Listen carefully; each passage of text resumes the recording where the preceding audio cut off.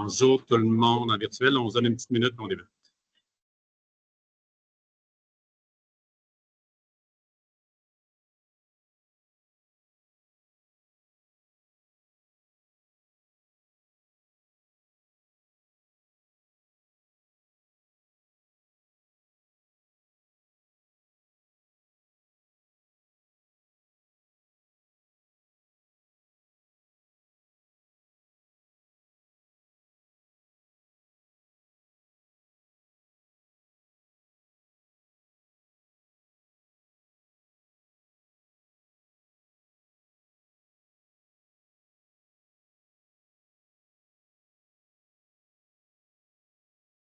On y va.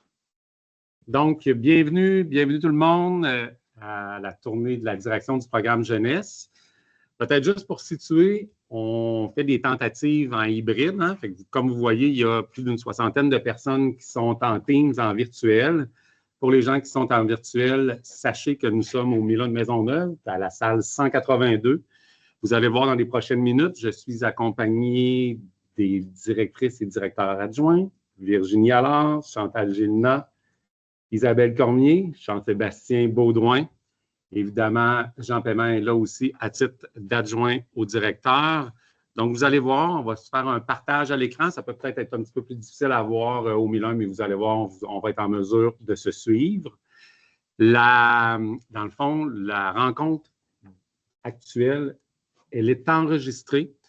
Je vais arrêter l'enregistrement à la période de questions. Pourquoi? Pour que ça puisse être disponible sur Intranet. Ce que vous allez voir ou qui va être difficile à voir dans les slides, ça aussi, ça va être sur l'intranet PDF. Ça va être vraiment indiqué tournée, direction du programme jeunesse, application des mesures et RRTF. Est-ce que ça va pour l'organisation? Normalement, on devrait être pas pire, assez bien seté. On a un petit haut-parleur pour le son. Donc, on se lance. Je partage la présentation.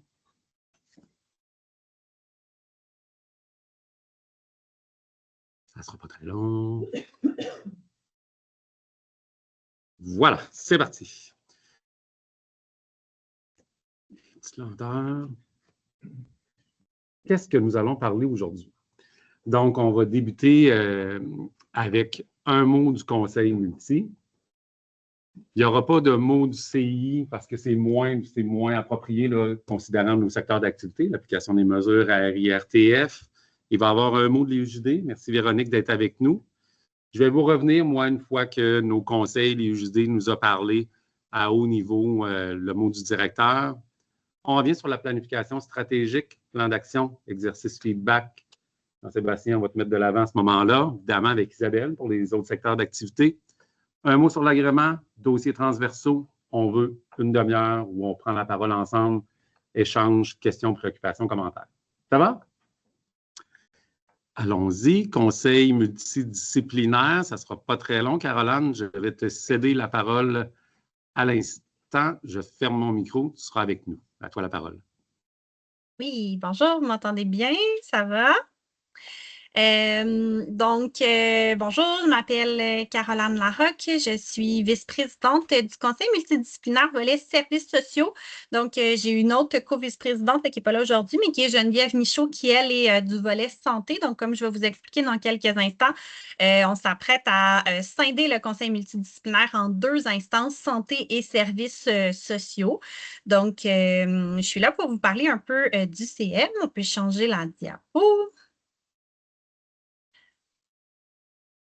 Donc, est-ce que vrai ou faux, comme professionnel ou technicien, je fais partie automatiquement du conseil multidisciplinaire du CCS-MTL? Vous pouvez répondre dans votre tête. La réponse, c'est vrai. Dans le fond, le conseil multi, c'est pas tout le monde qui le connaît, là, mais dans le fond, c'est vraiment une instance dans l'établissement qui est là pour être la voix des membres et, dans le fond, n'importe qui là, qui est professionnel ou technicien est membre. On n'a pas besoin de payer une adhésion ou quoi que ce soit. On est membre d'office, même si vous ne le saviez pas. On peut avancer les diapos. J'espère que tout va bien. Je vois plein de gens qui bougent à l'écran. Donc, si vous ne faites pas, à moins que vous soyez une infirmière ou un médecin, dentiste, pharmacien, sage-femme, donc vous faites partie du CM. Notre rôle, c'est d'être la voix des membres au moment de répondre à des demandes de consultation ou de donner des avis, recommandations. Donc, on a deux moyens principaux, là, donc je vais vous parler, qui est un, justement, émettre des avis et recommandations, ou deux, faire des comités de pairs, là, qui sont donc des professionnels du même type d'emploi ou de types d'emploi différents qui vont aller se pencher sur un sujet. Nos responsabilités, donc, où est-ce qu'on intervient, c'est quand on veut faire des recommandations sur la qualité de la pratique de nos membres, soit l'appréciation, l'amélioration, si on veut réfléchir à la distribution des soins et services, donc comment on rend des soins le mieux qu'on peut auprès de nos usagers, comment on les rend accessibles. On va aller évaluer la compétence des membres, pas de façon individuelle, là, donc pas aller apprécier si tel membre est compétent ou pas, ça, c'est pas notre rôle, mais de façon générale, comment est-ce qu'on peut aller soutenir la compétence? Est-ce qu'il y a des formations? Est-ce qu'il y a des façons d'aller soutenir cette compétence-là qui doivent être mises en place? Puis, sur toute approche novatrice sur laquelle on pourrait nous poser des questions. On peut changer. Donc, la façon dont le CM fonctionne, hein, c'est qu'on a environ 7000 membres dans l'établissement. Vous en avez 2000 en programme jeunesse. Donc, c'est vraiment une part très importante là, de notre conseil multi. Donc, on espère que vous soyez là et que vous participiez pour être bien représentés dans cette instance-là. Puisque c'est très difficile de rejoindre 7000 membres, on a des agents de liaison dans chacune des équipes qui sont des personnes à qui on transmet de l'information, puis à ce moment-là, ces agents de liaison-là retransmettent l'information à leurs équipes. On en a environ 300 dans l'établissement, dont 80 en programme jeunesse, mais on a plusieurs postes vacants actuellement. Et après ça, la dernière structure qu'on a, c'est l'exécutif du conseil multi. Donc, c'est 13 membres, dont une personne qui est dans votre direction, qui est Marie-Claude Boilly à l'application des mesures. Je ne sais pas si elle est là aujourd'hui, je n'ai pas vu. Donc, dans le fond, on est 13 personnes qui, vraiment, notre rôle, là, c'est d'assurer le bon fonctionnement, la structure, l'organisation de cette instance-là, planifier les travaux pendant l'année, gérer le budget, compagnie. Donc, voilà un peu comment on fonctionne. Donc, quelques avis et recommandations récentes ou dans les dernières années, mais qui vous touchent peut-être plus particulièrement. Évidemment, tous nos avis et recommandations sont toujours disponibles sur notre page extranet. Vous pouvez aller les consulter. Ils sont pertinents au moment où on nous a fait la demande, mais il y a quand même souvent plusieurs recommandations qui en font partie, qui sont encore d'actualité plusieurs années après. Donc, à la demande de Jason Champagne, justement, en 2023, on nous avait demandé c'est quoi les conditions gagnantes pour faire la promotion, le recrutement puis le maintien de nos formateurs internes. Donc, on est allé rencontrer des formateurs internes d'expérience, des nouveaux et tout ça pour aller sonder là, ce qui était facilitant et peut-être plus difficile. Donc, vous pouvez retrouver les conclusions de ça dans notre avis. Le deuxième, cette année, en début d'année, on nous avait demandé est-ce que, selon vous, les gestionnaires devraient faire partie d'un ordre professionnel et si oui, dans quelles conditions, là, lesquelles, est-ce que c'est s'ils exercent certaines tâches particulières ou pas? On a consulté à la fois des gestionnaires et des membres et on en est venu à la conclusion que si les gestionnaires n'exercent pas d'activités réservées ou qui n'ont pas besoin de porter un titre professionnel, c'est pas nécessaire, mais quand même, il y avait plusieurs recommandations à comment bien soutenir les professionnels, même si on n'est pas un gestionnaire qui est membre de cet ordre-là. Donc, vous pouvez aller consulter cet avis-là. Il y avait aussi des petites particularités en jeunesse, justement. Puis, on est actuellement en train de travailler sur l'offre de service à l'application des mesures. Donc, on a Mylène Urbain-Dumoulin qui nous a fait une demande pour savoir après un an, est-ce qu'on doit toujours Est-ce qu'il y a des choses qu'on doit modifier à notre façon dont on a modifié l'offre de service? Est-ce qu'on doit bonifier, peaufiner certaines choses? Donc, il y a un questionnaire que vous aurez possiblement déjà reçu ou qui devrait vous être transmis sous peu. Ça va nous servir à utiliser vraiment votre voix pour être capable de faire des recommandations à cet avis-là. Donc, on vous invite évidemment à y participer en grand nombre.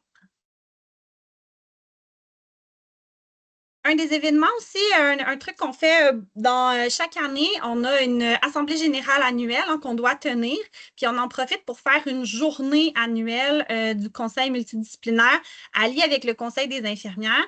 Cette journée-là permet toujours de rencontrer des gens, d'être une journée de formation et tout ça. Cette année, dans le contexte où on a choisi de faire une demi-journée en virtuel. On va vous transmettre les informations dès qu'on en a. Fait que ça ne sera pas tout à fait là, sous la même forme, mais on espère pouvoir reprendre par la suite. Donc, le gros de notre année va se concentrer sur les changements en lien avec la LG4S. Comme j'ai dit un petit peu plus tôt, on va devoir créer 2 conseils multidisciplinaires, un santé et un services sociaux. C'est pas facile de trancher au couteau qui est quoi, des APPR, des gens, des SAC, toutes sortes de types d'emplois là, qui peuvent être tout autant un que l'autre. Donc, on est en train d'aller travailler tout ça. Les prochaines étapes qui s'en viennent, c'est que d'ici le 1er décembre, on doit faire 2 exécutifs transitoires. Donc, en fait, c'est l'exécutif actuel là, qui va juste être scindé en 2 selon les titres d'emploi pour en faire 2. Ensuite, on est en train de travailler des nouveaux règlements de régie interne. Donc, on crée des nouvelles structures, il faut créer des nouveaux règlements. Donc, pour adopter ces nouveaux règlements-là, ça va devoir être fait sous forme d'une assemblée générale spéciale au printemps 2025.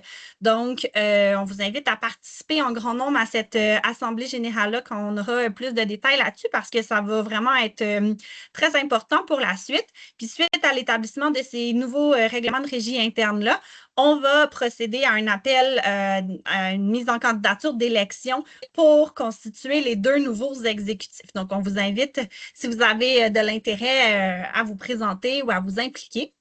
Et finalement, la dernière instance qui existe, qui vient d'être créée avec la LG4S, c'est la création du CIETOC, donc le Conseil interdisciplinaire d'évaluation des trajectoires et de l'organisation clinique.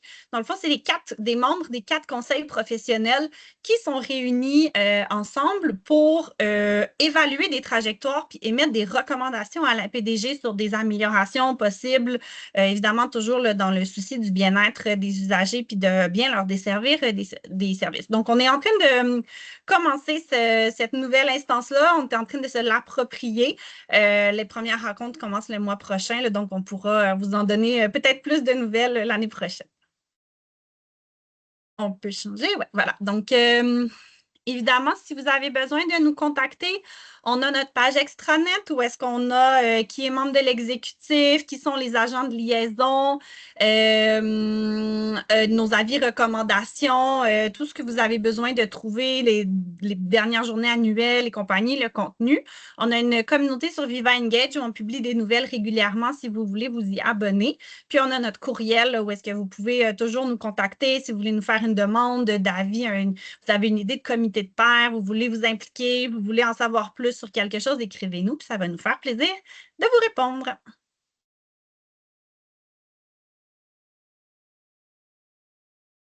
Merci beaucoup, Caroline. Donc, pour la présentation, je ne sais pas si tu restes avec nous pour la période des questions, mais c'était très clair. Le son, ça allait bien, on entendait bien. Donc, merci pour ta présentation et on poursuit. Ça sera pas très long, je vois bien.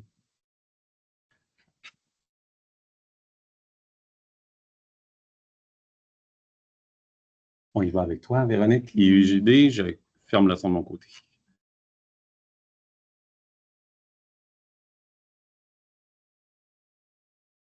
Parfait, ça a fonctionné. On a toujours des petites craintes que ça ne fonctionne pas le son une fois qu'on démarre. Alors, bonjour tout le monde. Moi, je suis Véronique Noël, donc je suis la chef de service de l'Institut universitaire Jeunes en difficulté. Qu'est-ce qu'on est? Bien, on est une partie du U de notre CIUS, dans le fond. Nous, on représente On a la désignation universitaire en jeunesse, mais dans notre direction de l'enseignement universitaire et de la recherche, donc il y a plusieurs désignations universitaires, comme une en dépendance, une sur les inégalités sociales.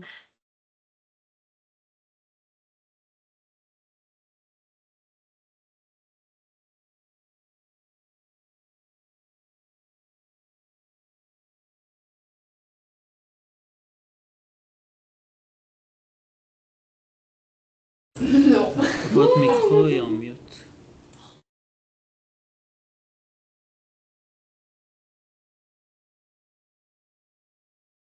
Madame Noël, votre micro est désactivé.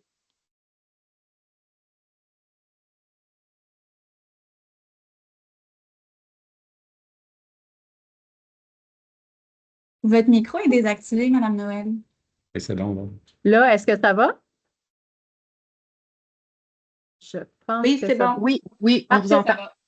Excellent. Merci beaucoup. Donc, on a l'équipe qui est à l'intérieur de l'établissement, mais on a aussi une infrastructure de chercheurs qui travaillent avec nous, donc des chercheurs, des chercheuses universitaires et des étudiants, donc qui sont membres de l'IUJD, puis ça leur donne droit à certains privilèges. Donc, notre mission à nous, à l'UJD, c'est de produire des connaissances, de développer des pratiques de pointe. Pratiques de pointe égale pratiques innovantes, mais évaluées par la recherche. Donc, dont le but est d'outiller les intervenants et intervenantes. Notre spécificité, puis Hélène pourra en témoigner, je la vois là-bas, c'est la co-construction avec les équipes cliniques. Donc, co-construction pour trouver des solutions qui vont être le plus utiles et transférables possible. Donc, notre programmation de recherche est composée de 4 axes. C'est une programmation qui a été écrite en 2013. Donc, j'ai le bonheur de vous annoncer qu'on va être renouvelé dans les 2 prochaines années. Donc, on va devoir réécrire une nouvelle programmation de recherche. Puis, on est content de ça parce que ça va nous permettre de nous mettre au goût du jour. On a quand même changé des choses au fil des années, mais ça va jeter les bases dans le fond, puis ça va nous permettre, avec notre nouvelle direction scientifique, Tonino Esposito est arrivé avec nous au mois de mai. Tonino est quelqu'un qui travaille beaucoup en prévention de la négligence, de la maltraitance. Donc, on va travailler dans ce sens-là, dans le cadre de notre nouvelle programmation scientifique. Donc, en ce moment, on a 4 axes, victimisation et maltraitance. Donc, on va travailler, par exemple, sur l'incidence de la maltraitance au Québec. On fait aussi une chercheure chez nous qui fait l'évaluation de la loi sur la protection de la jeunesse aux 5 ans, qui nous permet d'avoir une idée de la stabilité des enfants, des trajectoires, en fait, des enfants qui sont en protection de la jeunesse. L'axe 2 concerne davantage les troubles de comportement et la délinquance. Traditionnellement, on avait un centre d'expertise qui travaillait là-dessus avant la réforme de 2015. Donc, on va travailler sur, par exemple, la prévention de la violence armée avec Pivot plus récemment, mais on travaille aussi depuis des années, notamment en lien avec les trajectoires. On a développé certains programmes en prévention de l'exploitation sexuelle aussi. Notre axe 3 porte sur l'adaptation scolaire et l'insertion sociale. Insertion sociale, on parle de transition vers la vie adulte. Donc, on a plusieurs chercheurs qui travaillent sur ces thématiques-là dans notre infrastructure. La persévérance scolaire aussi, je nommerais, comme ça, il l'a dit Marion, qui travaille beaucoup à travailler. Elle a travaillé notamment sur les aspirations scolaires des jeunes qui sont placés, par exemple, en centre de réadaptation.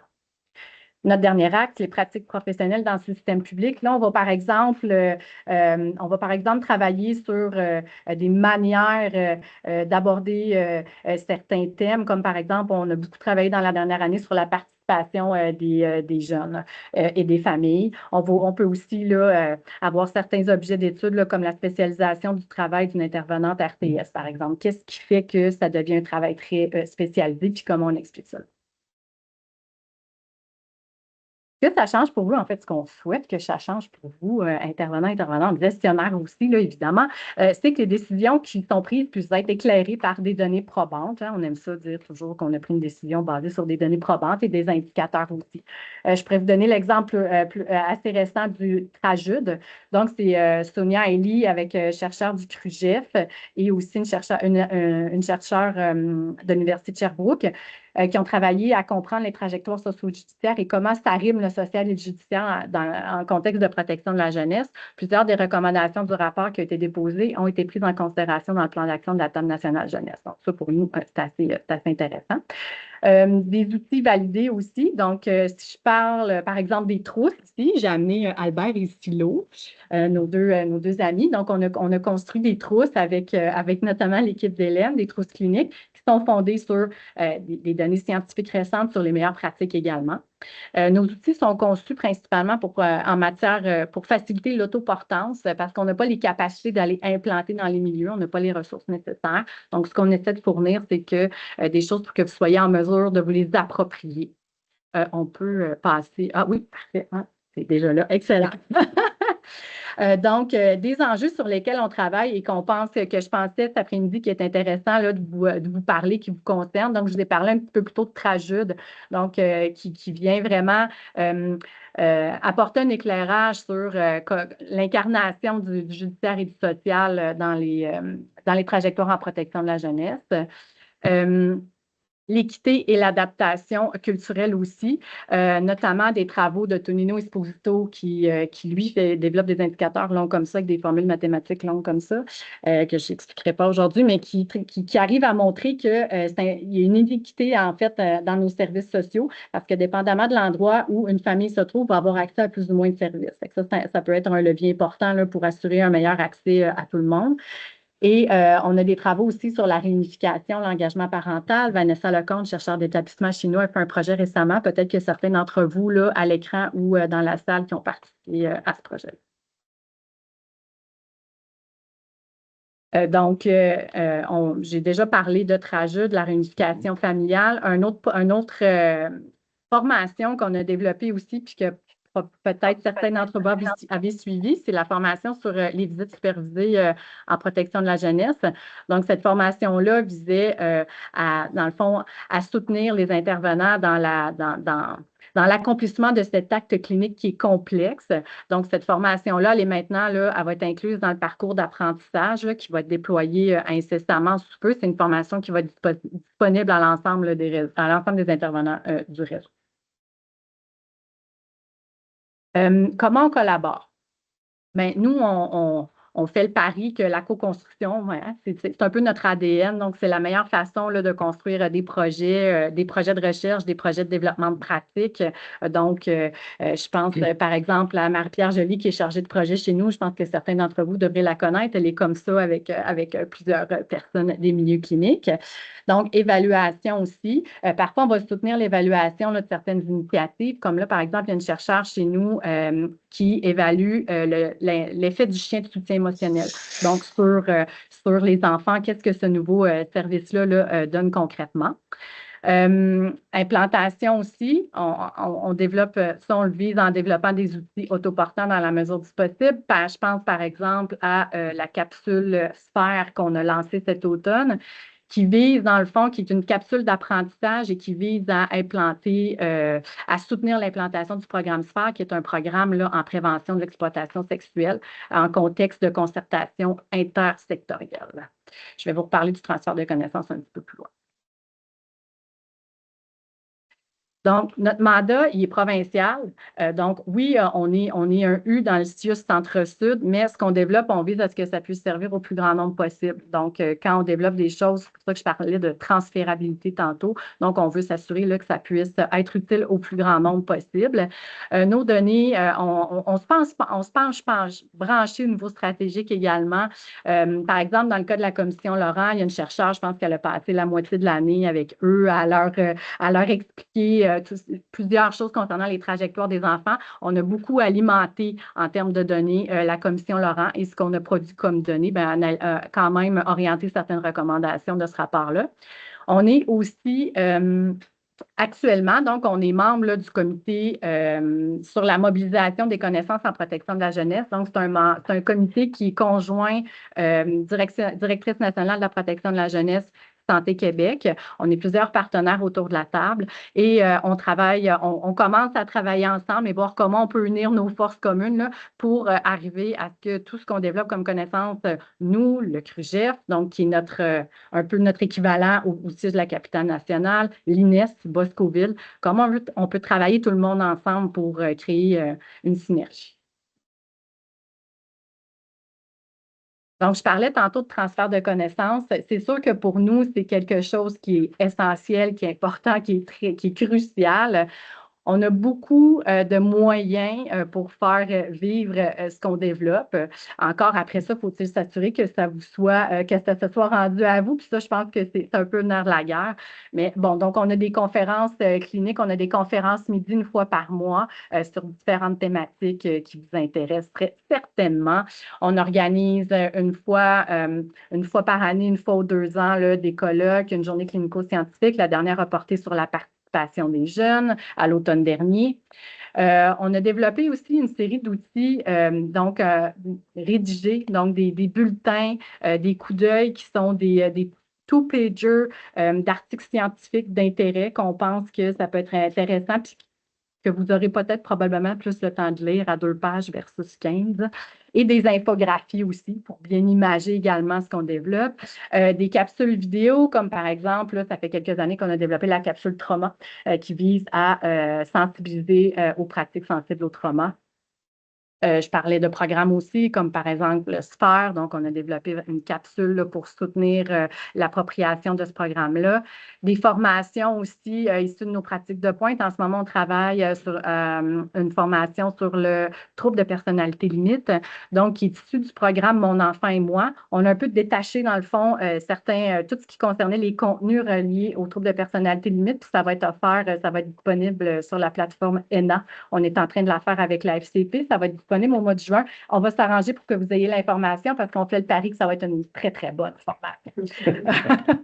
En tout cas, Clémence Pancôte travaille très, très, très, très fort sur cette formation-là. Donc, ici, vous avez quelques des événements qu'on organise, de nos différents outils. Puis, je tiens à faire amener un petit accent sur nos trousses cliniques. On est en ébullition. Donc, on a fait une première trousse avec l'équipe d'Hélène et Albert, donc pour la réunification familiale, notre petit Albert. Après ça, on a co-construit aussi donc une trousse sur la réunification familiale avec Philo Storisso. Et toi, que ferais-tu? Et notre petite dernière, donc, pour aborder tout ce qui concerne l'exploitation sexuelle, si vous avez des doutes avec des jeunes avec qui vous êtes en intervention. On a nos 2 trousses sur le trauma que nous sommes en train de mettre à jour aussi, enfants, ados, donc approche sensible au trauma qu'on remet au bout du jour. Et il va y avoir une trousse qui va également accompagner notre formation sur le TPL, donc avec une mise à jour de la maison des intempéries. J'ai fini. Voilà. Vous permettez, Jason, vous me permettez, Jason, je vais profiter de la présence de Véronique pour remercier vraiment tout le monde qui participe aux recherches. Souvent, quand je suis en coordination et que j'ai des chefs, là, ils me regardent, la recherche, encore la recherche. Mais vous êtes vraiment bons, vous participez. Il y a plusieurs qui font plein de démarches. On tente vraiment de rendre ça plus facile pour les intervenants qui n'aillent pas à présenter la recherche, à exposer l'ensemble de l'œuvre. On tente de nous remettre le plus souvent possible des one-pagers qui expliquent tout simplement s'il est d'accord à ce que le chercheur puisse prendre contact avec le parent ou le jeune. Ça facilite la vie. Je pense qu'on n'est pas pire au niveau de notre taux au niveau de nos candidatures. Fait que, un gros merci à tout le monde ici, que ce soit l'application des mesures, dans tous les secteurs qui sont présents là, ici à l'écran. On continue notre collaboration. Bien sûr, avec plaisir. Merci Jean-Sébastien pour ton mot. Merci Véronique aussi. Puis sachez peut-être aussi, encore une fois, à haut niveau, on a des rencontres évidemment avec l'ADER en ce qui vous concerne un petit peu plus l'IUJD et le CREMIS. Ça fait partie d'une des priorités, tu l'as nommé, Véronique. Nouveau directeur scientifique, ça amène souvent une nouvelle énergie, un nouveau regard avec Tonino, des liens encore plus forts avec la première ligne, avec les autres directions du programme jeunesse sur le territoire montréalais. Ça fait partie de ces axes de recherche, questionner les placements, comment on peut faire autrement. Sophie, tu es devant moi, je ne peux pas m'empêcher d'en parler, hein, comment travailler mieux avec la communauté. Donc, ce sera des axes là, qui seront discutés avec l'IUJD, grâce à vous notamment, encore une fois. Merci, Véronique. Vivez, environnement, bref, à haut niveau en gang. Dans le fond, qu'est-ce qui se passe au niveau de la direction du programme jeunesse actuellement et dans les mois à venir? Optimisation des espaces, je n'ai pas besoin d'en parler longtemps.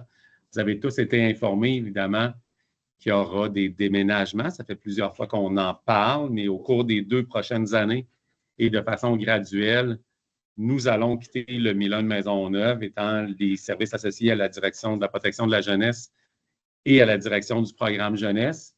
Hein, vous allez avoir différentes rencontres. C'est Jean-Sébastien qui pilote pour la direction du programme jeunesse et la DPJ, là, la suite des travaux.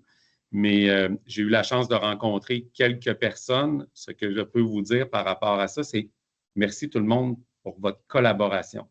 Ça va changer votre façon de travailler. Ça va changer l'organisation du travail. Certains deuils pour des personnes, des deuils de locaux, d'endroits, de lieux de travail. Vous allez apprécier à terme où vous allez être, mais quand même, il y a une gestion du changement qui peut être difficile, mais qui est remarquable jusqu'à présent. C'est notamment ce qu'on se disait avec le bureau d'Emmanuel Carrier, donc des gens qui nous accompagnent. C'est rare qu'on voit un changement si important de façon positive et constructive. Donc, c'est tout en votre honneur, je vous en remercie. Et de façon plus large, bien évidemment, il se poursuit l'optimisation des espaces dans les différentes directions. On le fait ici au Milan, mais on le fait dans différents autres endroits, bien évidemment. Je prends quelques instants, sujet toujours plus aride et plus plate quand on est des intervenants, et bien sûr, mes situations financières de l'établissement. On est dans une posture meilleure que l'année dernière, mais dans une posture, évidemment, de rigueur et de restriction budgétaire. Je veux dire, en toute transparence, l'effort qui est demandé à la direction du programme jeunesse, puis il y a des efforts similaires au niveau de la DPJ, mais pour le programme jeunesse, c'est réduire le budget de 6,5 millions.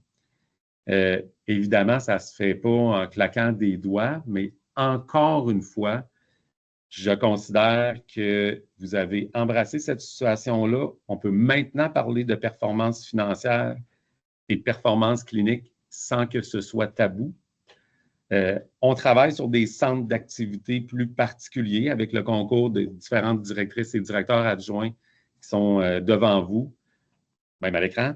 On a un comité de santé financière avec notre PDG, évidemment, PDG, directrice des ressources financières, DRH, tous les hors-cadres qui sont là.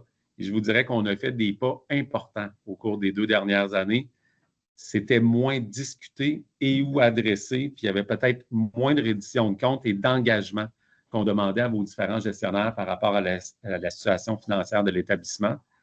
Donc, on va faire des changements. On en a fait. On a besoin de vous pour identifier s'il y a des lieux, parfois, où on peut faire certaines optimisations. Puis, je le ramènerai en disant de façon générale, un peu l'enlignement qui est donné, puis qui, pour moi, fait du sens. C'est on investit le financement qu'on a dans l'offre de services qu'on se doit d'offrir à nos jeunes, à nos familles. Parfois, il y a peut-être des offres de services qui ont été développées au cours des années qu'on se doit de re-questionner. Donc, c'est un peu dans la conjoncture dans laquelle nous travaillons. À haut niveau, je sais que je l'ai dit il y a 2 ans, mais c'est encore pareil. On a une pression très importante sur les milieux d'hébergement et voyons les milieux d'hébergement de façon large. On en parlera un petit peu tantôt. Le recrutement des familles d'accueil, c'est pas facile. Pression beaucoup sur nos familles d'accueil. Là, on étire l'élastique, hein, en demandant beaucoup à nos familles d'accueil. Je vois des gens ici qui travaillaient directement avec eux.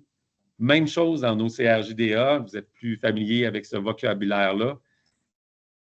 Actuellement, puis on n'a jamais vu ça depuis de nombreuses années, on a un engorgement au niveau de la garde fermée.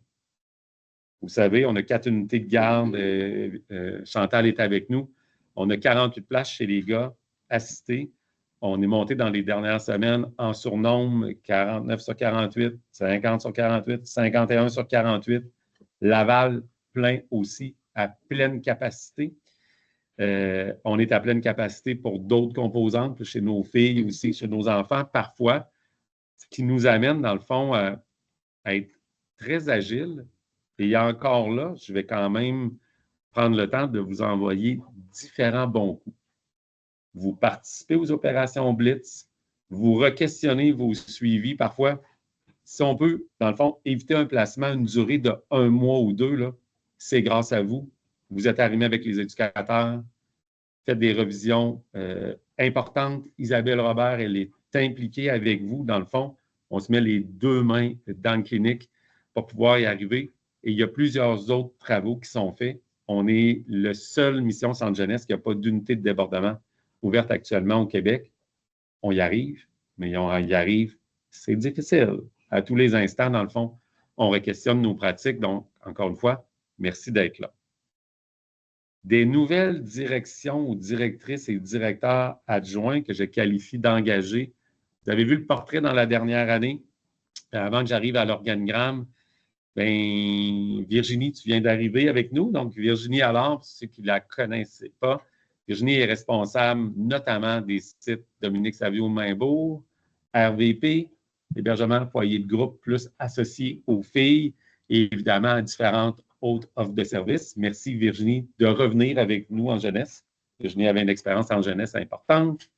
Chantal qui est là, Chantal Gélina, peut-être que vous ne la connaissez pas toutes. Chantal, elle est responsable notamment de l'hébergement au Mont-Saint-Antoine, Cité des Prairies, foyer de groupe garçons. Bon, la permanence de ce côté-là, un petit peu comme Virginie. Donc, 2 nouvelles directrices adjointes.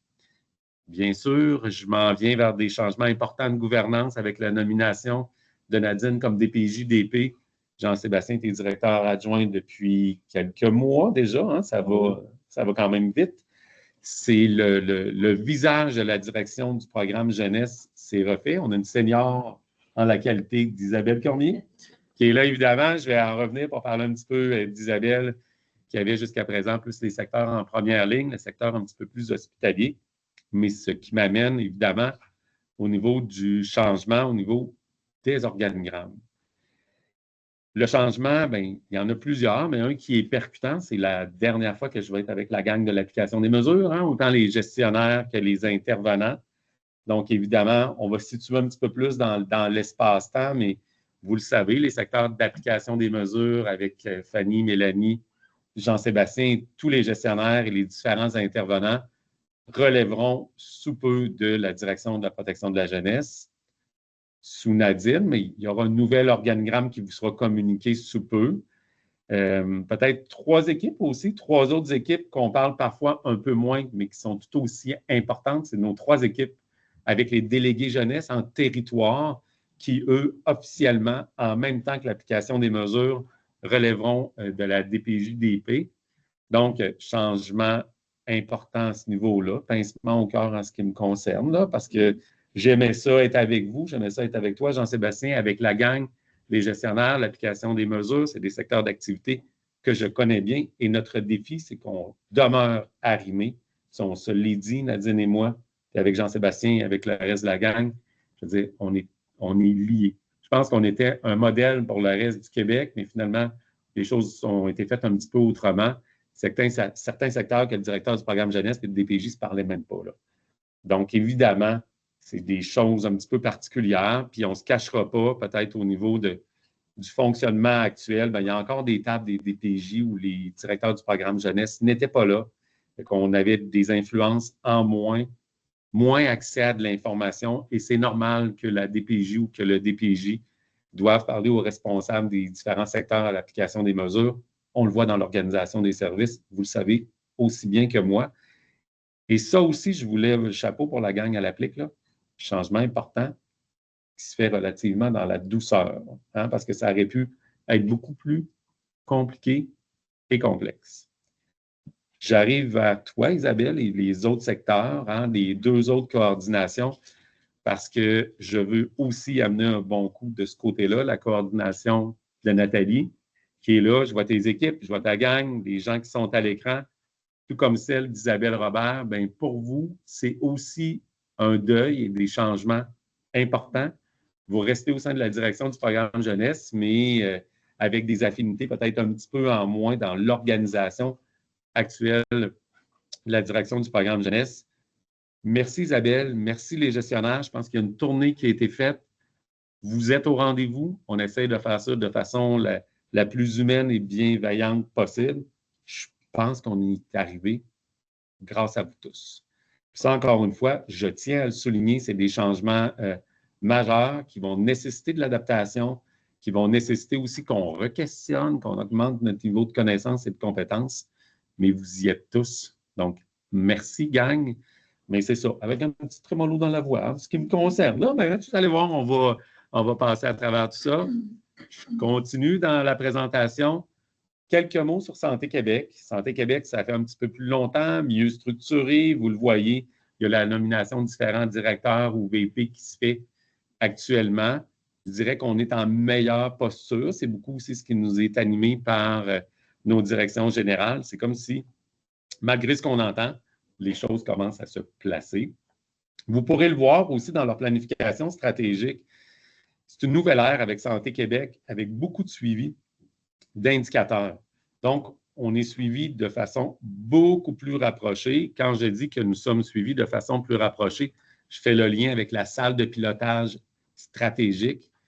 À toutes les semaines, tous les directeurs assistons avec Isabelle Matt, notre PDG, à une salle de pilotage hebdomadaire où on revise l'ensemble des indicateurs qui sont suivis par Santé Québec. Et Santé Québec pointe de façon provinciale chacun des établissements en disant cet indicateur-là se détériore. C'est qui les établissements qui vont bien, qui vont moins bien? Quelles sont les leçons qu'on peut apprendre et comment on peut s'améliorer? Il y a 2 indicateurs plus particuliers qui concernent la première ligne, mais je pense que c'est important qu'on se le dise et qu'on en parle. Le premier indicateur, c'est l'accessibilité aux services en santé mentale. Vous savez que dans la direction du programme jeunesse, on a l'accessibilité, on a les équipes en santé mentale jeunesse. Nous sommes en bonne posture. Moins bonne posture pour santé mentale adulte, puis vous le voyez parfois avec la priorisation. Je pense que ça va relativement bien au niveau de santé mentale jeunesse. L'autre bout, puis c'est là-dedans qu'il faut venir englober nos services qu'on a au niveau de l'application des mesures et adaptation dans la communauté et autres, c'est l'accessibilité aux services de première ligne. Et dans l'établissement, on l'élargit évidemment avec la gestion des listes d'attente à l'évaluation orientation, les assignations qui sont faites, l'intensité qui est faite au niveau de l'application des mesures. Donc, on part d'un indicateur qui n'est pas un indicateur spécifique de Santé Québec. On l'élargit dans la portée, évidemment, considérant la mission Centre Jeunesse que nous avons tous ensemble. Donc, c'est à haut niveau, mais c'est une autre façon de questionner notre organisation de service et qui amène évidemment toute la gang de vos directeurs adjoints à être bien, bien au fait de leur structure. Je reviens juste un petit peu en arrière sur la situation budgétaire de l'établissement. La façon dont on le travaille actuellement au comité de santé financière, c'est qu'on suit des centres d'activité qui sont considérés comme étant moins performants par rapport à d'autres. Donc, on suit 4 centres d'activité de façon un petit peu plus précise. Puis encore une fois, chapeau à tous les gestionnaires. Là, vous savez un petit peu plus c'est quoi un centre d'activité.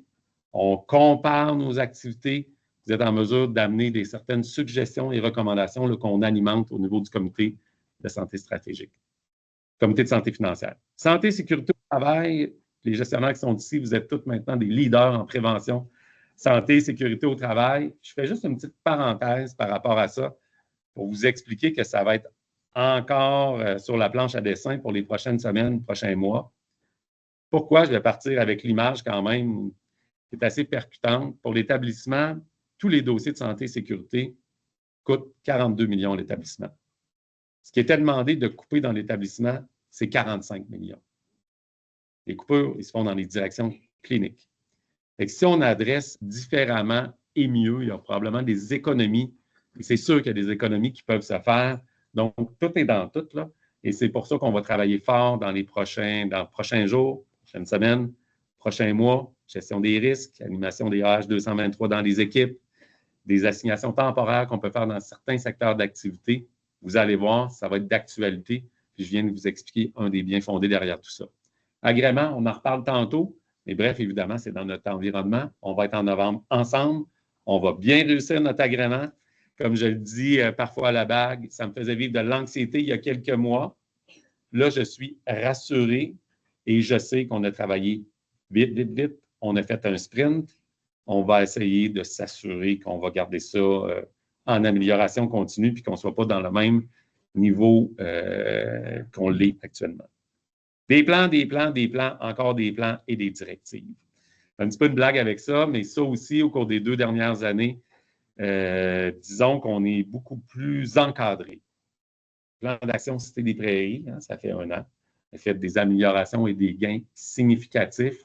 Donc, on est vraiment en meilleure posture, mais vous le savez, on était suivi par la CDPDJ, Comité de vigilance et de qualité au sein de notre établissement. On a eu une visite de Catherine Lemay juste avant qu'arrivent les événements cités.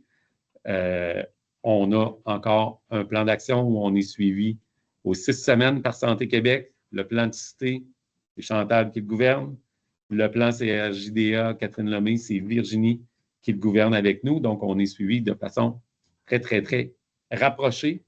Vous l'avez vu, je pense que vous l'avez vu aussi dans vos stations visuelles. Plusieurs directives nous sont arrivées directement du ministre de Santé Québec au cours des derniers mois. Je m'y attends pas tant. Plusieurs directives en lien avec, évidemment, les CRJDA, l'hébergement. On en parlera de façon plus rapprochée à ces niveaux-là. En ce qui nous concerne plus, évidemment, directives ressources humaines, recrutement, programme accueil, orientation et intégration, dans le fond, qui avait déjà été débuté au niveau de l'application des mesures, mais qui est peaufiné pour DPJ, application des mesures, CRJDA. Une directive qui est venue nous donner peut-être, mettre un petit peu de vent dans les voiles, la directive DI-TSA-DP. Évidemment, on le sait, c'est encore difficile d'avoir de l'hébergement spécialisé DI-TSA pour nos jeunes, d'avoir une trajectoire particulière. Ce que je tiens à vous souligner, c'est qu'on n'a jamais eu le niveau de conversation et d'engagement qu'on a avec la direction des ITSA-DP depuis que je suis directeur du programme jeunesse, puis même qu'on retourne un petit peu au niveau de l'historique. Actuellement, Virginie travaille à ce qu'on ait une équipe de soutien qui soit mise en place, qui va pouvoir venir nous aider pour les jeunes qui sont hébergés en CRJDA et peut-être de façon un petit peu plus large. Vous savez qu'il y a une unité maintenant, l'unité Soleil, qui est à Dominique Savio-Mainbourg pour nos tout-petits. Et on a encore beaucoup de pistes d'amélioration à faire, mais nous y sommes engagés. La directive dit évidemment qu'il devrait avoir un PSI à l'intérieur de 14 ou 30 jours. 15 jours. On n'est pas encore tout à fait rendu là, mais la dernière chose que je tiens à vous nommer par rapport à ça, c'est que notre PDGA et notre PDG nous suivent de près par rapport aux directives en disant, bien, c'est quoi, quelles sont les améliorations que vous avez faites? Donc, pour moi, c'est important. On pourrait revenir tantôt, Jean-Sébastien, mais de façon générale, nos directives. Une DNPJ présente et curieuse, vous l'avez tous, plusieurs d'entre vous l'avez connue, Leslie, mais ça vient, pour moi, changer la donne. Vous le voyez, il y a des vidéos que Leslie fait, qu'on vous fait suivre. C'est important pour moi d'en prendre connaissance. Elle occupe l'espace public. Elle est là dans les médias sociaux. Elle souhaite, dans le fond, redorer l'image de toute personne qui travaille en mission centre jeunesse et aussi de remettre de l'avant l'organisation des services en première ligne. Dans le fond, c'est toute une autre vision des choses. Elle vient nous voir, elle nous questionne. Elle était avec nous à Cité il y a encore pas très longtemps pour venir voir nos mécanismes de sécurité et autres. Donc, pour moi, c'est très positif. L'accent sur nos milieux d'hébergement, en quelques instants, ceux qui le savaient ou qui ont des jeunes au Mont-Saint-Antoine, on a un premier pavillon qui est rénové.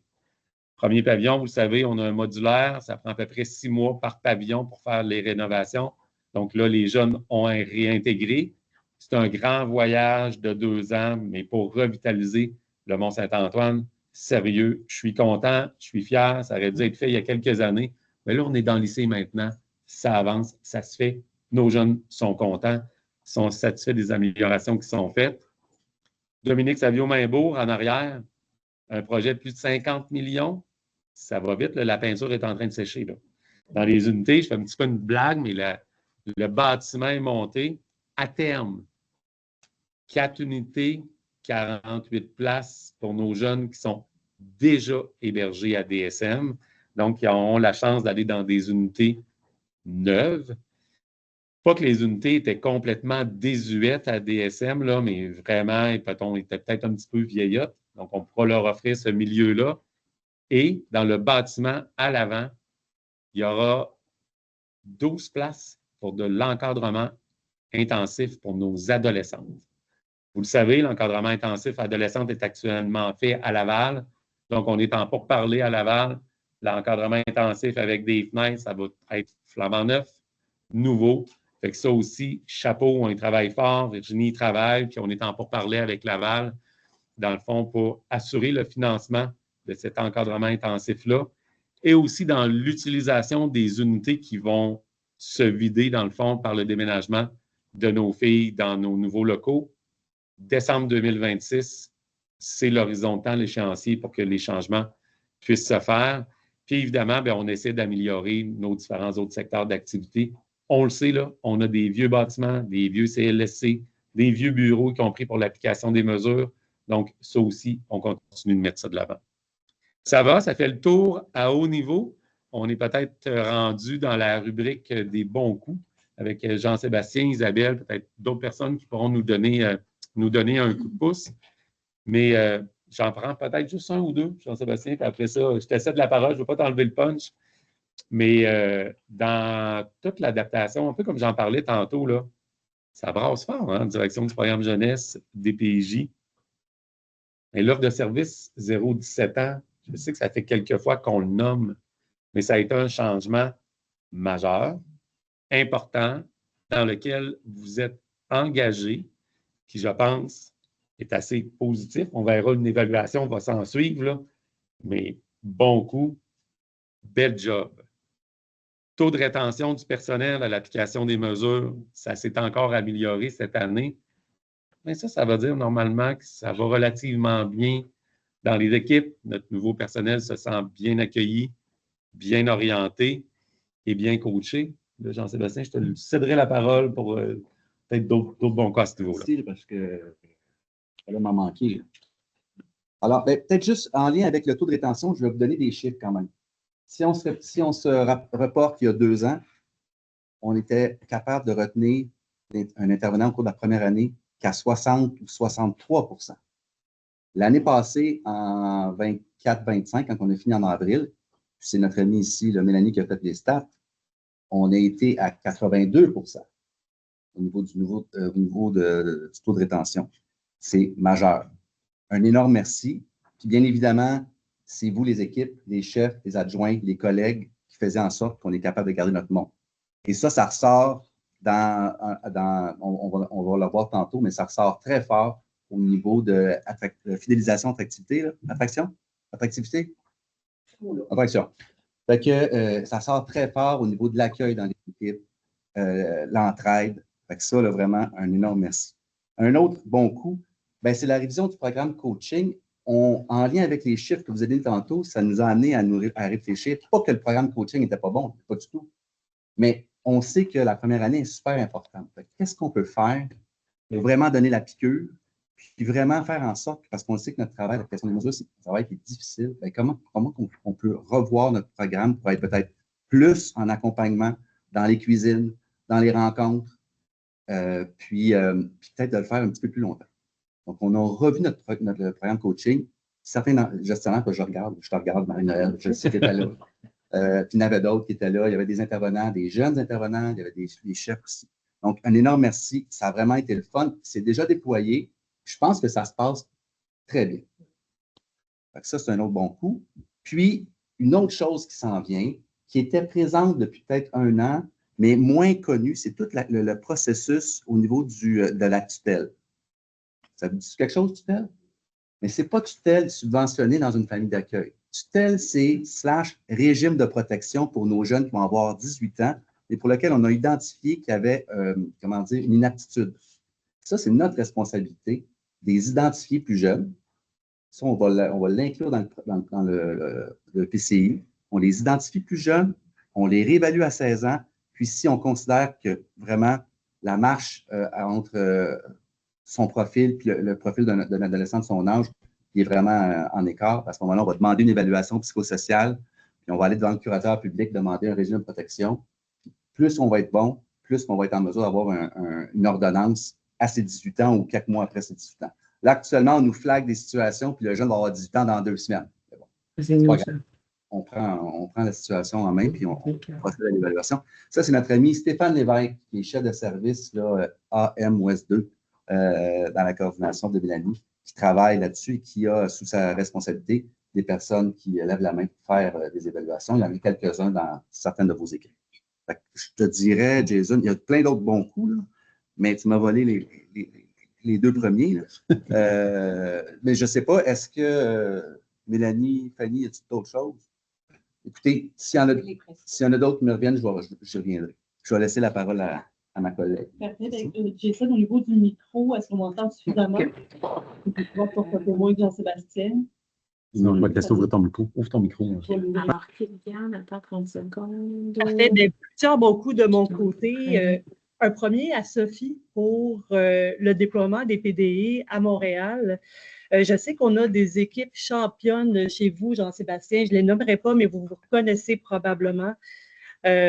Au niveau des PDE, là, c'est extrêmement important. Pour moi, c'est un cheval de bataille. Garder un enfant dans son milieu lorsqu'on peut le faire, éviter un placement, activer les ressources. Pour moi, c'est extrêmement important.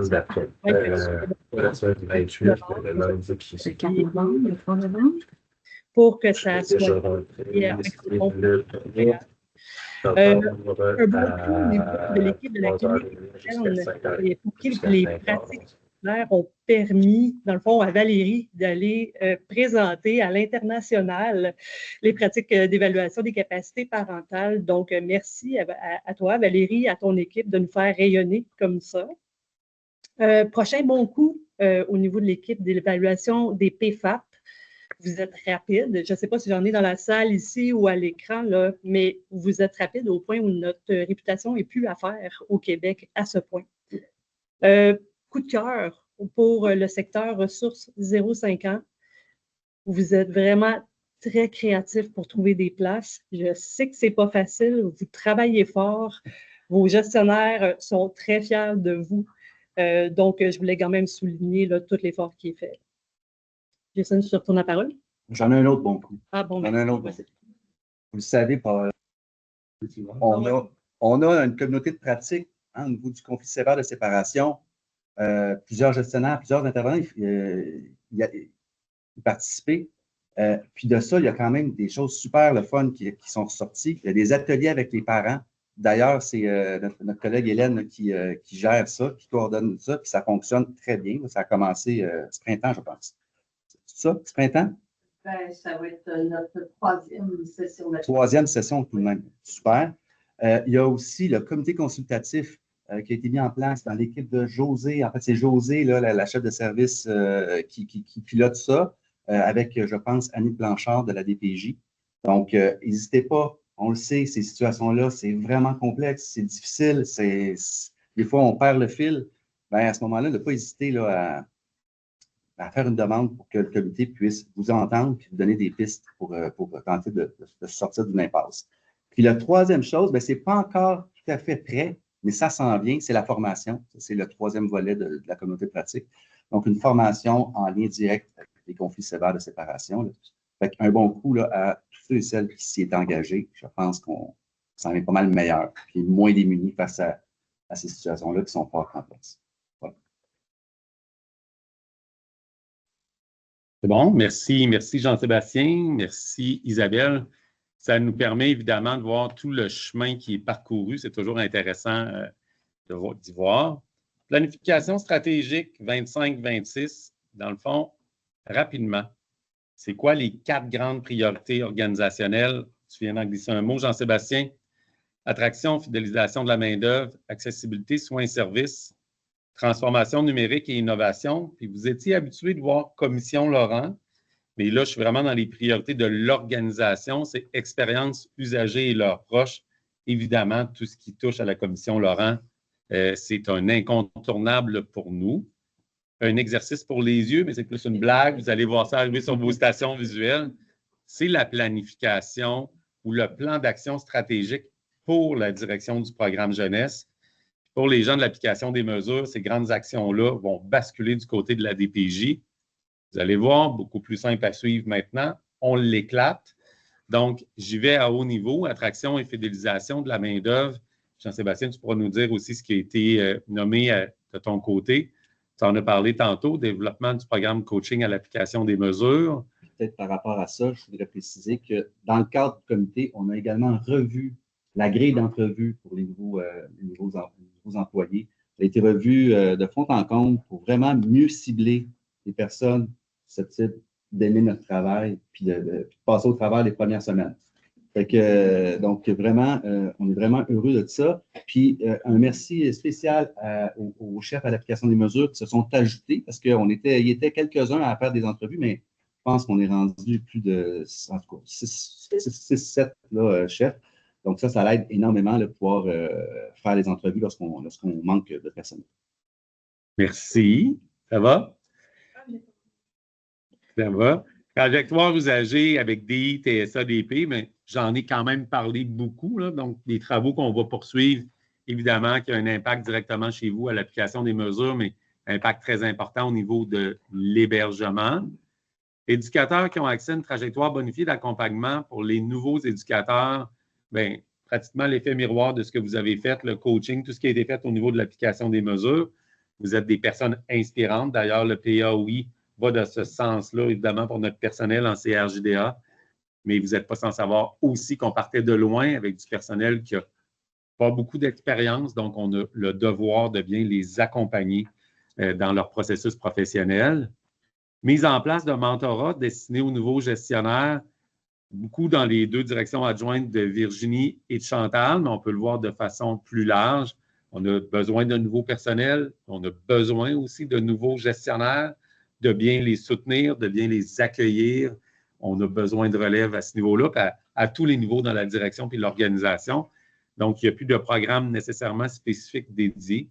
On va le prendre en même notre direction de bien soutenir et de faire du mentorat pour notre personnel.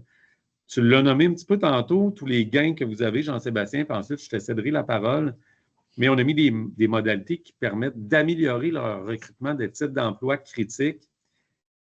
On a passé à travers l'été avec les éducateurs. Ça a été un des étés les moins difficiles au niveau de la pénurie de personnel.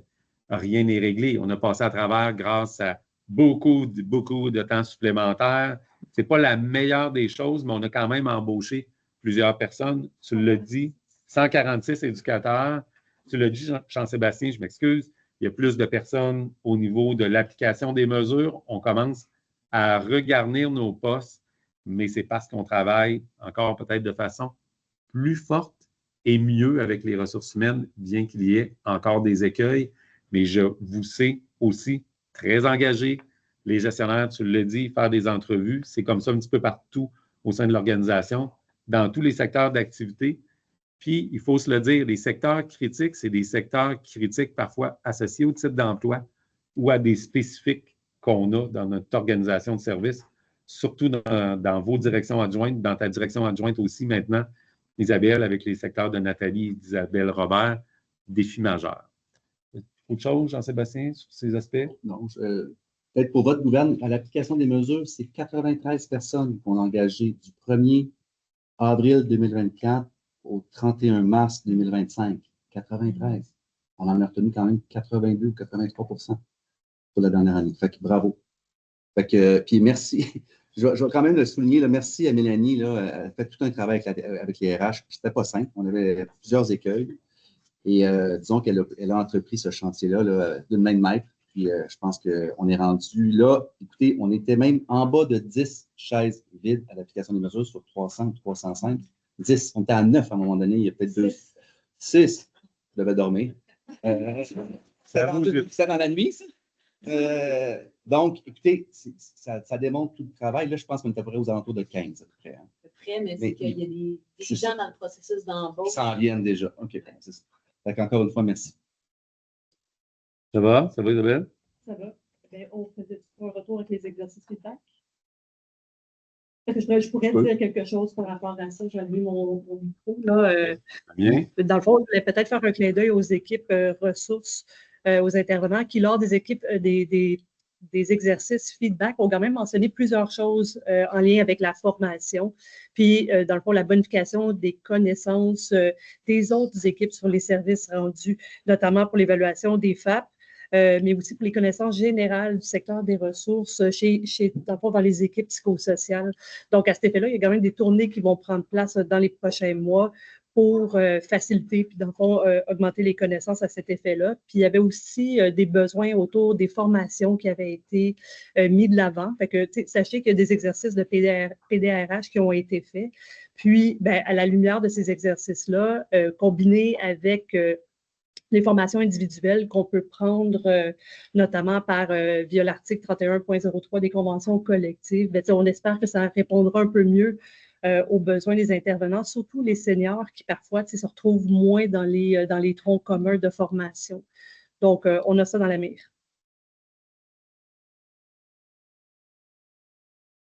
Merci Isabelle. Donc, nous poursuivons, ça ne sera pas très long.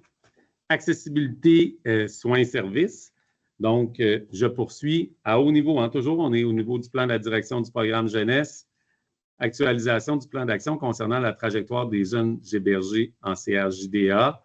On pourra s'en glisser un mot, hein, c'est tout associé au Kaizen, là, dans le fond, de revoir tous nos mécanismes avec 14 recommandations. Je vais, Isabelle, te laisser glisser un petit peu un mot par rapport au RTF. L'amélioration des délais d'accès en santé mentale jeunesse, on en a glissé un mot tantôt. Ça va relativement bien, mais on va poursuivre de s'améliorer à ce niveau-là.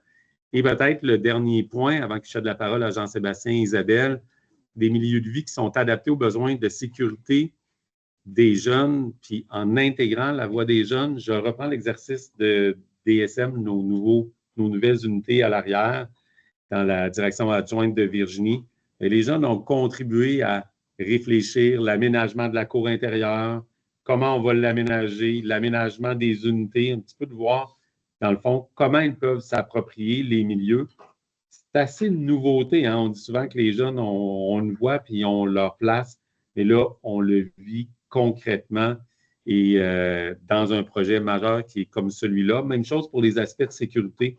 Avec ce qui est arrivé à Cité, mais ça nous ramène à re-questionner différents aspects associés à ce niveau-là. Puis Jean, tantôt, tu pourras nous parler du comité consultatif des jeunes, un peu toujours dans la même veine. Mais Jean-Sébastien, je te céderai peut-être la parole et Isabelle pour tout ce qui touche au niveau ARI-RTF à l'application des mesures. Juste au niveau de la bonification de notre offre à l'application des mesures, en fait, cette année, on va se concentrer toujours sur les mêmes choses. C'est-à-dire PSI, on en a parlé tantôt. Là, on a une obligation lorsqu'il y a une situation d'un jeune placé en DITSA. On a 15 jours pour en faire un. On est certainement capable de faire un pas de plus. Je pense qu'on en a élaboré 300 on suit à peu près 4500 familles. Donc, on est sûrement capable de faire un pas de plus, mais je sais, pour en avoir parlé à plusieurs reprises avec les chefs, que ce n'est pas toujours facile de faire en sorte que nos partenaires se joignent à la table. Je sais que des fois, il y en a qui résistent et tout. S'il y a des situations pour lesquelles vous vivez des enjeux, ça va être important de remonter aux gestionnaires, puis ultimement, nous, on fera des actions au niveau de la ligne hiérarchique. C'est une obligation à PSI. Première des choses. L'autre chose, moi aussi, j'ai Sophie devant moi. PDE. PDE, ça devient quasiment notre nouveau. Équipe championne. Ouais, c'est ça. Mais PDE, écoutez, le nombre de fois depuis que j'assume les fonctions là, par intérim en avril, Sophie m'appelle régulièrement après un PDE pour te dire hey, à chaque fois, on a évité un placement. À chaque fois, on a réussi à éviter un placement. Fait que c'est pas magique. Là. Je sais que ça prend quand même, beaucoup d'énergie à organiser, à animer. D'ailleurs, un coup de chapeau à tous nos adjoints qui ont été formés en décembre dernier pour justement jouer ce rôle de facilitateur-là. Donc, PDE, on veut en faire davantage. Dans le Grand Montréal, on avait fait 29 l'année passée. Fait qu'on souhaite en faire un petit peu plus cette année. C'est bien parti. C'est bien parti. Excellent. L'autre chose pour laquelle on travaille fort, c'est quelque chose qui fait partie de la loi depuis 2022, le fameux plan de transition de préparation à la vie adulte. On a aussi commencé à faire on voit une progression, il ne faut pas lâcher.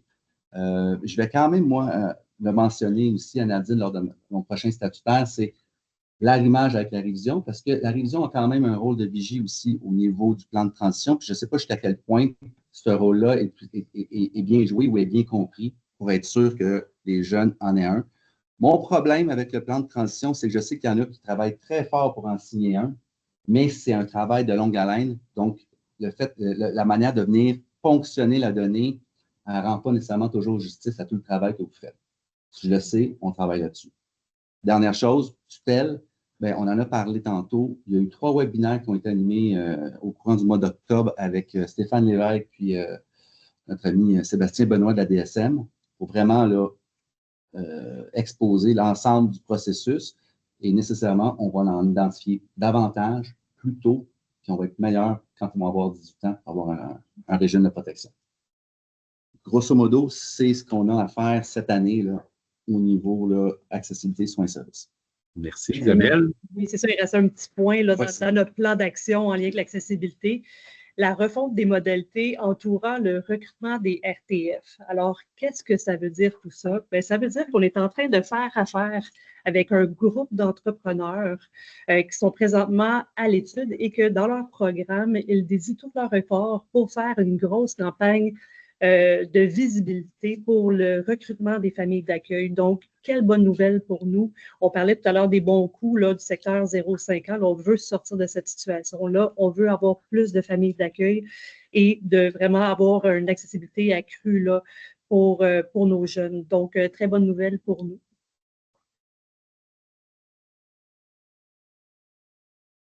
Merci. Je poursuis. Transformation numérique et innovation, c'est peut-être un petit peu plus loin de nos directions, mais on a des projets majeurs. Je vais te laisser parler de PCI, ça ne sera pas très long. Mais dans le fond, je vais peut-être aller un petit peu plus vers la fin. Peut-être que vous êtes un petit peu moins touchés, mais on a revisité, dans le fond, l'ensemble des visites à Cité des Prairies, visites des parents. Évidemment, dans la transformation numérique, on veut mettre en place une plateforme de prise de rendez-vous pour les parents, pour leur simplifier la vie, que ce soit, qu'on passe aux années 2000, là, pour que ce soit beaucoup plus simple pour eux, mais quand même, paramètre important.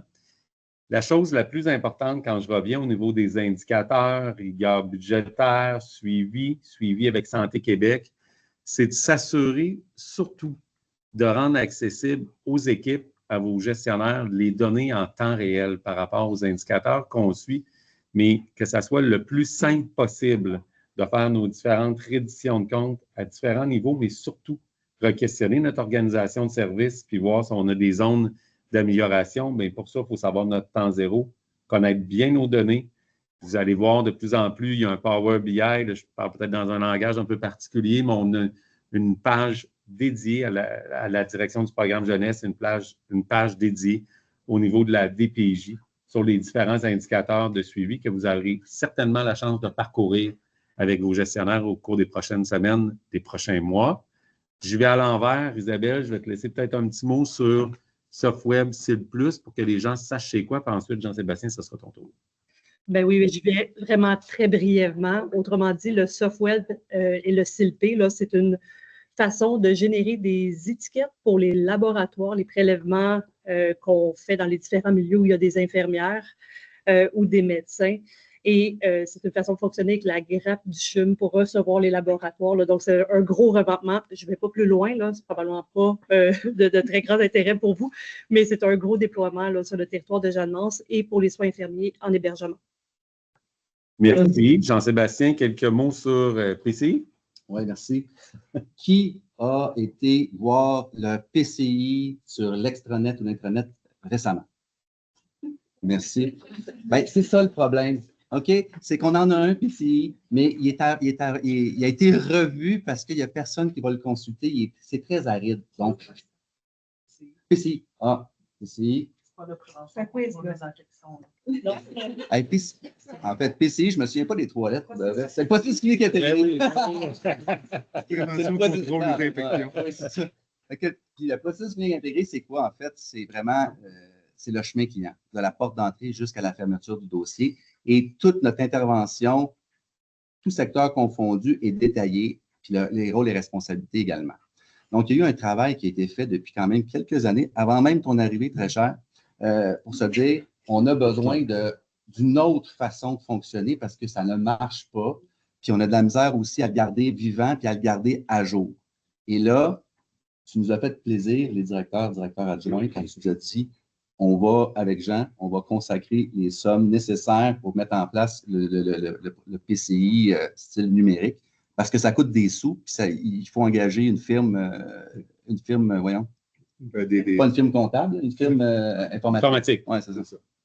Donc, on est très content. Est-ce qu'on a déjà... Oui, le contrat est signé, ils sont en train de travailler dessus. Ça va bon train, là. Sérieusement, autour des fêtes, on va avoir quelque chose. Donc, très prochainement. Excellent. Ça, c'est une très bonne nouvelle. Puis, comme vous l'avez mentionné dans vos différents exercices feedback, bon, signature électronique, je pense que pour plusieurs, c'est gagnant, on sauve du temps.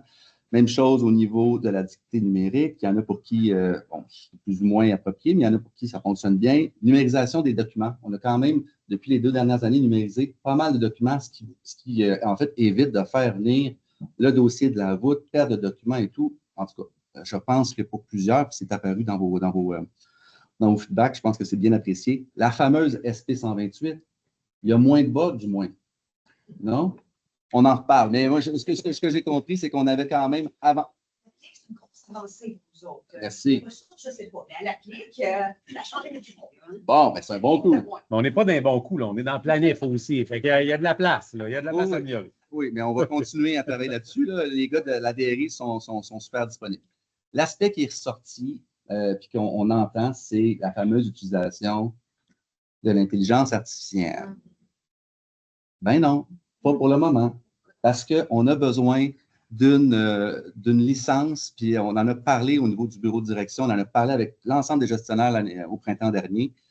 Ça va prendre copilote bureau qui va vraiment respecter l'ensemble des paramètres de sécurité, tout ça. Mais on le travaille, on n'y est pas fermé, pas du tout, mais on est juste en attente de ces différentes licences-là. Il y aura peut-être des projets pilotes. Je suis convaincu qu'on trouvera des volontaires lorsque ça sera possible. Mais on ne l'a pas oublié, on le sait que ça pourrait aider là, plusieurs là, puis à sauver du temps également. Donc voilà de notre côté. Merci, Jean-Sébastien. On poursuit. Expérience usagers et leurs proches. Virginie, est-ce que je te cède le micro? Oui, c'est bon? On y va? Donc, plus tôt, Jason nous présentait les 4 grandes priorités organisationnelles. On parlait du fait qu'il y avait une petite dernière qui est l'amélioration de l'expérience usagère et de leurs proches. On trouve ça intéressant qu'on s'en parle aujourd'hui dans le cadre de la tournée parce qu'on comprend bien les enjeux au niveau de l'accès, de la transformation, de l'innovation, attraction, fidélisation, mais on trouve ça donc intéressant de dire que l'expérience de nos usagers, de leurs proches, c'est tout aussi prioritaire que le reste, puis on va le suivre avec tout le sérieux qu'on doit avoir autour de l'expérience de nos usagers et de leurs proches.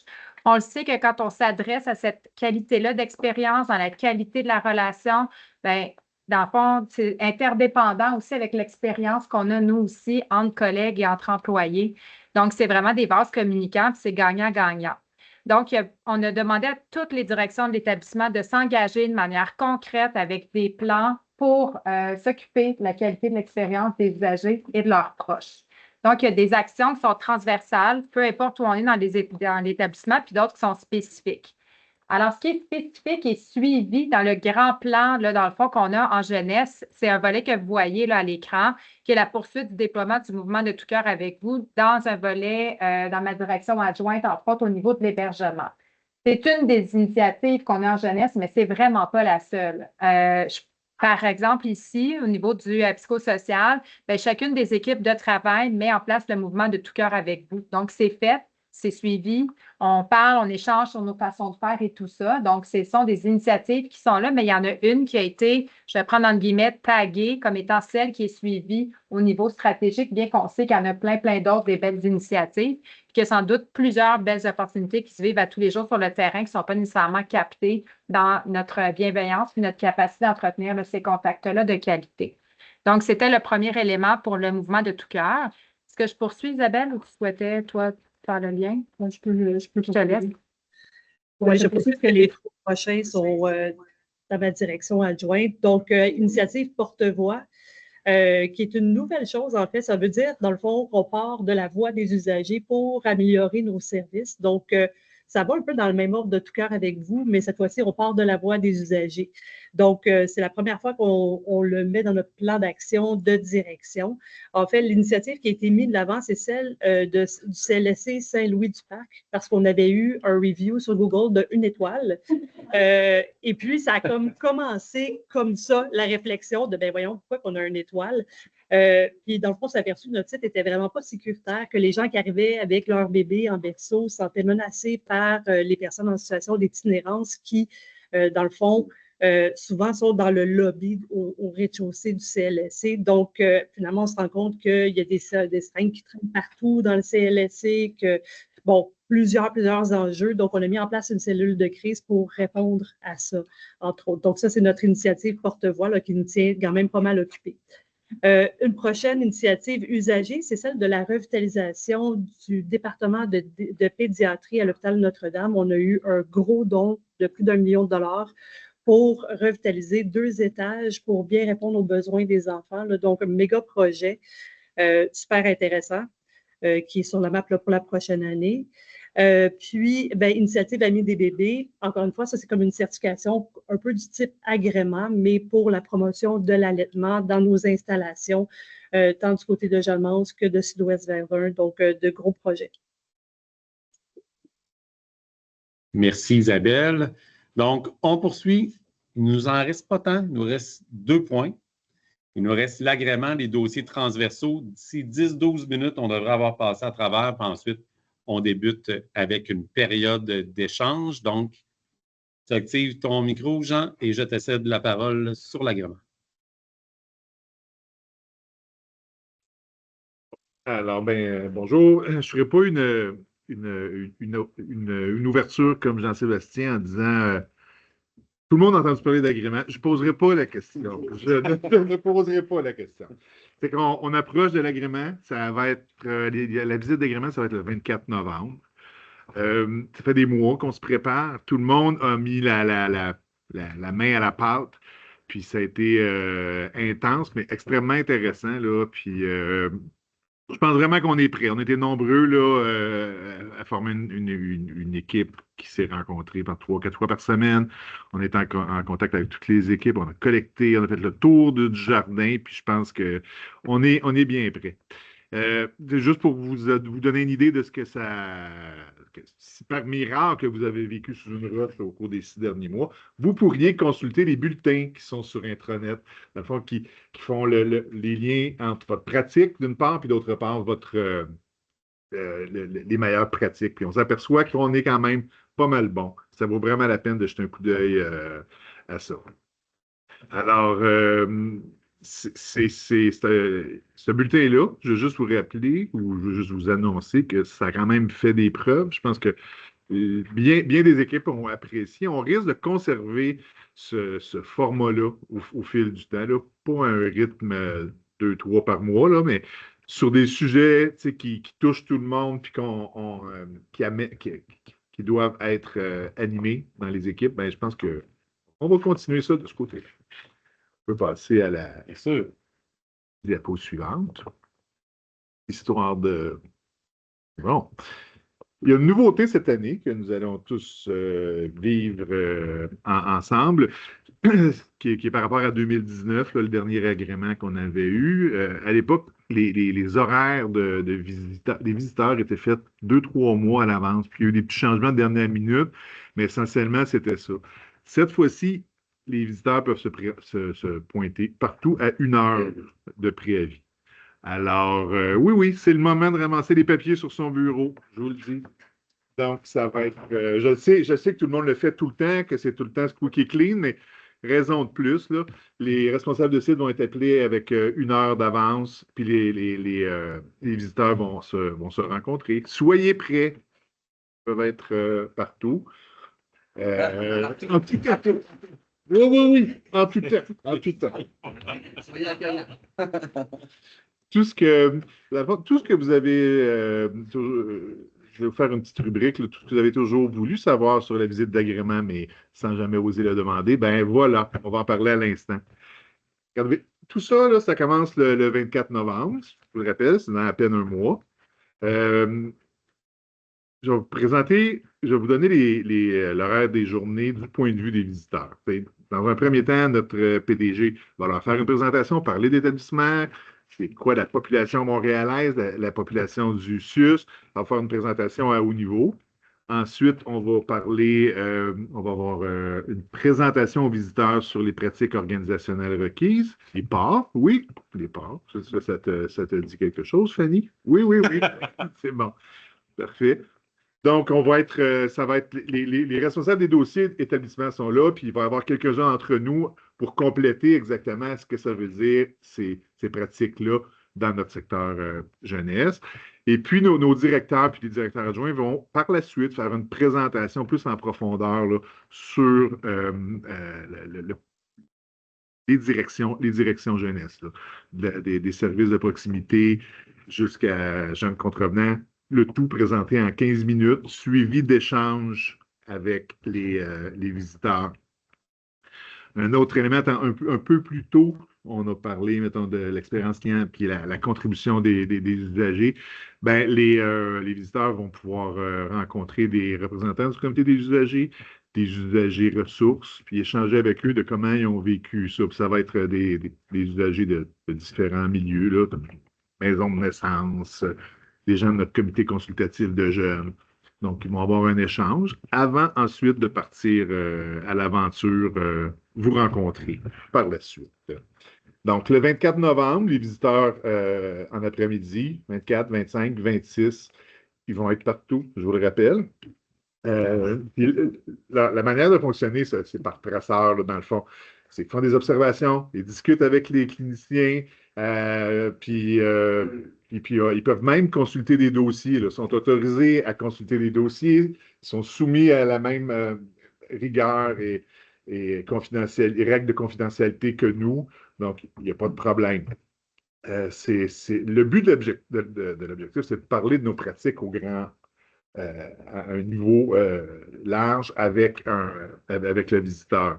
Donc, personne n'est dans un terrain inconnu. Ce n'est pas non plus un interrogatoire de police. Là, je pense que des fois, quand j'ai cette information-là, attends, je vais aller consulter un collègue ou c'est vraiment un échange sur les pratiques. Puis, ce qu'on voit à ce moment-ci, c'est que les gens sont pas mal bons. Tu sais, vous êtes bons, soyez à l'aise de demander des précisions puis de parler de vos pratiques. C'est extrêmement important. Puis d'être concis dans vos réponses, plus que moi je suis quand je parle de l'agrément présentement. D'accord? Alors voilà. Donc, au terme de le 27 novembre, dans le courant de la journée, les visiteurs vont également contacter des partenaires, des organismes avec lesquels on travaille. Ils vont faire au maximum 5 contacts par chapitre. Moi, je trouve que ce n'est pas assez, sérieusement, parce que pour le chapitre 6, par exemple, ça veut dire l'application des mesures, nos équipes JED en CLSC, puis toute la DPJ, il y a 5 partenaires qui vont être contactés. C'est très peu, mais que voulez-vous? C'est comme ça. Oui, je pense que on est beaucoup plus ancré avec la communauté que ça, mais voilà. Ensuite, ceci dit, on a déjà ciblé des partenaires. Et puis, il va y avoir un courriel qui va être envoyé en leur expliquant que ça se pourrait que vous soyez contactés à ce moment-ci. Ensuite, là, tout devrait se conclure là. Tout va se conclure le 28 novembre. Les visiteurs vont compléter l'analyse, puis vous serez tous invités, ça va être plus simple, pour faire le bilan, entendre le bilan des visiteurs avec eux. Là, c'est de 11h à midi, le 28 novembre. Et puis ensuite de ça, les rapports complets nous arrivent un petit peu plus tard. Ça va? Ensuite, je vais juste aussi vous glisser un petit mot au niveau des dossiers transversaux, juste très, très rapidement. Je vais revenir encore à la charge sur notre comité consultatif de jeunes qui est vraiment... Vous avez tous collaboré à ça, soit en référant des jeunes, soit en soutenant le développement des mandats ou des consultations. Ça a donné vraiment des beaux résultats. C'est extrêmement intéressant. Juste à titre d'exemple, des choses qui pourraient bien facilement s'appliquer à l'application des mesures. On a des jeunes qui ont été participés à des communautés de développement, des communautés de pratique en centre de réadaptation, dans les 4 centres de réadaptation. Fait que c'est intéressant pour justificateur d'entendre un jeune qui est rendu à 22 ans, 23 ans, puis qui a déjà reçu des services là où ils sont. Fait que nos jeunes ont été à l'application des mesures, ils ont été en famille d'accueil, ils connaissent le topo, puis ça fait des conversations extrêmement intéressantes. Ils ont aussi donné des avis au niveau là, des mesures de contrôle. C'est extrêmement intéressant d'avoir un jeune qui, avec le recul, nous guide sur les manières de faire au niveau des mesures de contrôle, tant du point de vue de celui qui a subi que celui qui est à côté puis qui voit son camarade la recevoir. Fait que vraiment, je vous encourage à parler avec vos collègues et vos chefs de service. Si vous avez besoin d'avis à explorer un petit peu plus avec des jeunes passés dans nos services, mais qui ont un peu de maturité derrière la cravate, c'est super intéressant. Rapidement, je vais juste souligner que l'an dernier, on a quand même reçu dans le programme jeunesse, juste le programme jeunesse, 222 stagiaires dans la direction service communauté ressources seulement, c'était autour de 90. Fait que ça, c'est vraiment bien. Alors, ben voilà. Je vous laisse la parole. Merci, Jean. Un instant, je ferme mon micro. C'est fermé. Merci. Donc, là, ça devrait être bon. Juste avant qu'on arrive à la période de questions, désolé un petit peu pour ma maladresse dans l'animation, je suis allé un petit peu vite. Isabelle, je te donnerai peut-être la parole sur un petit clin d'œil. J'allais vite dans les priorités, puis je pense que quelques petits mots que tu souhaites nous communiquer. Oui, c'est bon, je vais de l'avant. Bien, en fait, j'ai réalisé, là, puis mon mea culpa, c'est qu'on a des équipes de réadaptation qui sont ici avec nous aujourd'hui et que je croyais qu'ils étaient la semaine prochaine avec l'accès. J'aurais dû catcher Philippe quand je t'ai vu du coin de l'œil tantôt, puis je me suis dit, c'est parce qu'on est au Miller, fait qu'il est là, tu sais. Parfait. Mais il y a vraiment plus de bons coups et plus d'affaires que j'aurais eu à vous dire. Donc, les équipes là, de réadaptation, je vais venir vous voir. Ça sera le prix de mon mea culpa dans tous les sens. Il y a quand même plusieurs bons coups. Je le nomme, Philippe, je te vois, responsable des programmations. Maintenant, des programmations qui sont quand même de qualité, on peut se le dire, là, diversifiées, animées dans la communauté, c'est vraiment des bons coups. Création des équipes 0-17 en réadaptation, en miroir avec ce qui est fait à l'applique. Ça, je pense que c'est vraiment un bon coup. Je sais que ça n'a pas été facile pour toutes les équipes, ce changement-là, mais ultimement, pour une meilleure continuité dans les services des enfants, je crois que c'était vraiment la chose à faire. Matinée jeunesse, tout récemment, là, ça a été vraiment un succès. Hein? Je pense que Virginie, tu l'as souligné aussi à plusieurs reprises, comme il y a eu, je pense, 4 fois plus de monde que dans les années précédentes. Donc, un beau coup de cœur là, du côté à Catherine, aussi pour les tournées PQJ. Je ne prends pas plus de temps. J'irai vous rencontrer les équipes. Je suis vraiment désolée. J'aurais vraiment pu parler plus longtemps de tout ce qui est fait là, dans vos secteurs. Merci, Isabelle. Donc, à partir de maintenant, comme je le disais tantôt, j'arrête l'enregistrement pour qu'on puisse mettre ça sur l'intranet et on débute la période d'échange et de questions. Ça vous va?